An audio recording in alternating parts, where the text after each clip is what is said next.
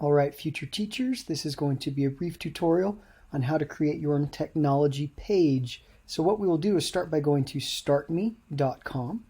And then what we'd like you to do is sign up for StartMe. And it'll say, okay, how would you like to sign in or sign up? I would suggest actually just clicking on your Google button right there, and then picking your BYU Idaho Google account or signing in with that G Suite or Gmail account. And then what you're going to do from here is you're going to say, okay, I'm going to create a brand new page. Okay, create a new page. And right here I need to commit. I need to decide what am I going to call it. So this could be Curtis's, or actually let's go with my teacher name, right? Mr. C's, oh, typo there. Mr. C's cool technology page. Okay, and that's what I'm going to call it. And that's just a generic quick one. Now what we're going to do is we're going to add a widget.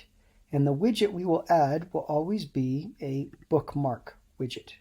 Okay, and so here, this is where we go to the different resources that are provided in the course to determine what are the cool categories that we need to utilize in our anticipated age group or classroom.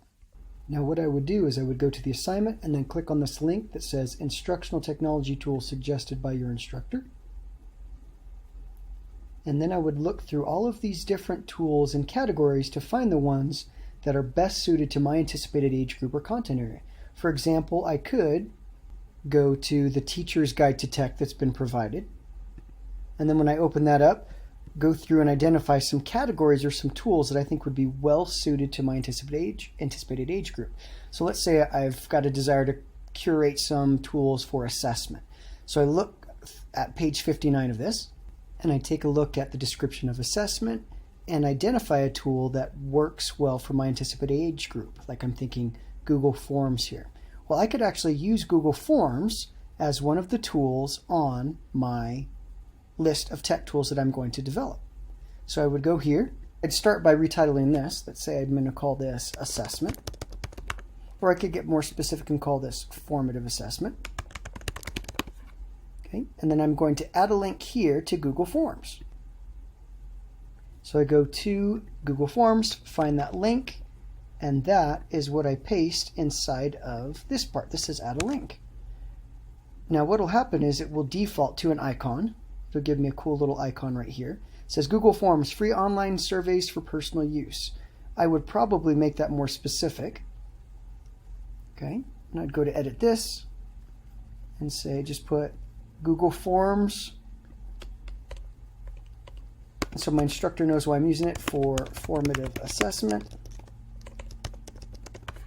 And then I would make sure I have a very clear description for my instructor that says something like this tool can be used to collect and tabulate quick checks of student knowledge and understanding by administering survey-esque, of course, watch your spelling, survey-esque formative assessments. Okay, and I can leave that icon or I can select another icon and then I will hit save. Okay. So remember, according to your assignment, the goal is to end up with at least 4 different categories for digital tools. So that means on my page I'll need to have one for like formative assessment, maybe collaborative learning, or whatever other categories I feel would be the best fit to gather a bunch of tools for my classroom. Then I need to make sure that I get at least 16 different tools distributed pretty evenly amongst my 4 categories. So as you can see here, this future teacher submitted a Start Me page with 4 different categories and then about 4 tools each. Now you could also mix that up where you have like 6 here and 2 here and 4 there and 4 there. The distribution is totally up to you as long as you have 4 different categories and at least 16 tools total. Once you've made your page and it's all shipshape, you need to make sure before you submit it to Canvas that you click on the page over here and then click on the little pencil or edit button. And down here you need to scroll almost all the way down and click on Share Page and make sure that the settings itself is not set to private, or this shareable link, it needs to be public. It needs to be set to public. That's the only way that the link that you submit to Canvas will work.